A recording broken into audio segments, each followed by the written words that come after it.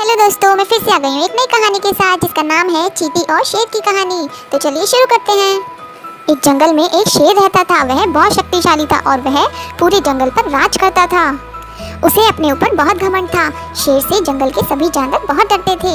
एक दिन शेर जंगल में घूम रहा था, तभी उसे एक चींटियों की लाइन दिखाई दी। शेर कहता है, अरे तुम सब लाइन में कहाँ जा रही हो?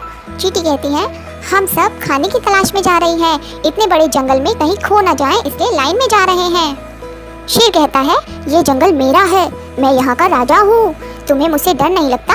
चींटी कहती है, हमें कैसा डर, आप बड़े जानवरों को खा सकते हो, इसलिए वो आपसे डरते होंगे, हमें तो आप खा नहीं सकते। शेर, अच्छा ये बात है, मैं तुम्हें एक बार में मसल दूंगा, सारी मारी जाओगी। चींटी, जाओ जाओ, अभी हमारे पास समय नहीं है, फिर कभी मिलना और कोशिश कर लेना। शेर, रुको जरा, मैं अभी बताता हूँ तुमको, कहकर उनके ऊपर पैर रखने की कोशिश करता है, लेकिन वे सारी एक तने की जड़ में घुस जाती हैं, जहाँ तक शेर का पंजा पहुँच नहीं पाता। शेर को बहुत गुस्सा आता है। शेर गुस्से में घूम रहा था, तभी उसके पास एक चीता आता है।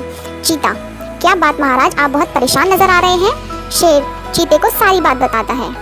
चीता, बस महाराज इतनी सी बात, इन चींटियों को सबक सिखाने में का मुझ पर छोड़ दो, लेकिन चींटियों वाली बात आप किसी को मत बताना, नहीं तो जंगल के बाकी जानवर आपसे डरना बंद कर देंगे। इससे आपका नुकसान तो होगा ही, साथ में मेरा भी नुकसान हो जाएगा। आपका बचा हुआ भोजन मुझे मिल जाता है। शेर, वो सब छोड़, पहले ये बता करना क्या है? चीता, पास ही एक पेड़ पर मधुमक्खी का छत्ता है, वहाँ से थोड़ा सा शहद ले आते हैं। उस शहद को एक पत्ते पर रखकर मैदान में रख देंगे। जब मैदान में चींटियाँ उसे खाने आएंगी तो आप पैर से उन्हें मसल देना। शेर, लेकिन इतनी ऊपर से शहद कैसे उतरेगा? चीता, महाराज मैं शहद की मक्खी से शहद मांग लूंगा। शेर, ठीक है, कल सुबह शहद लेकर मैदान में पहुंच जाना। चीता शहद की मक्खी के पास जाता है। चीता कहता है, शहद की मक्खी थोड़ा सा शहद दे दो, हमारे महाराज शेर की तबीयत ठीक नहीं है, वे शहद खाएंगे, अगर तुमने शहद नहीं दिया तो महाराज तुम्हारे छत्ते को तोड़ देंगे। शहद की मक्खी डर जाती है और शहद चीते को दे देती है। अगले दिन चीता शहद लेकर मैदान में शेर का इंतजार करने लगा।